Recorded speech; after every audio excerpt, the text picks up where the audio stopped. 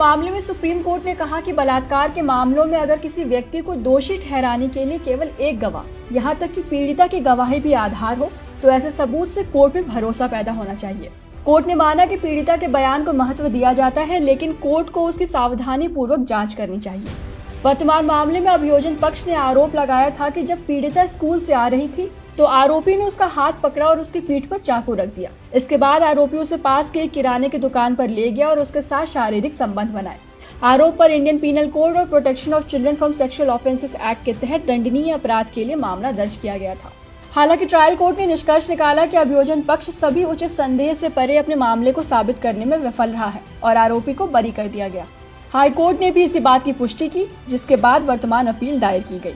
अब फिलहाल इस मामले में सुप्रीम कोर्ट ने बताया कि पीड़िता के साक्ष्य मुख्य रूप से ट्रायल कोर्ट के समक्ष प्रस्तुत किए गए थे। फिर कोर्ट ने मेडिकल जांच की ओर इशारा किया, जिसमें पीड़िता के शरीर पर कोई चोट नहीं दिखाई दी और साथ ही उसने कहा कि उसने आरोपी को मारा था, लेकिन आरोपी के आत्मसमर्पण करने के बाद उसके शरीर पर कोई चोट नहीं देखी गई। न्यायालय ने यह भी विश्वास करने योग्य नहीं पाया कि पीड़िता बिना कोई शोर मचाए आरोपी के साथ चली गई। इन परिस्थितियों के आधार पर न्यायालय ने निष्कर्ष निकाला कि उसका बयान विश्वास पैदा करने वाला नहीं था। इस प्रकार इसने विवादित आदेशों में हस्तक्षेप करने से इनकार कर दिया और वर्तमान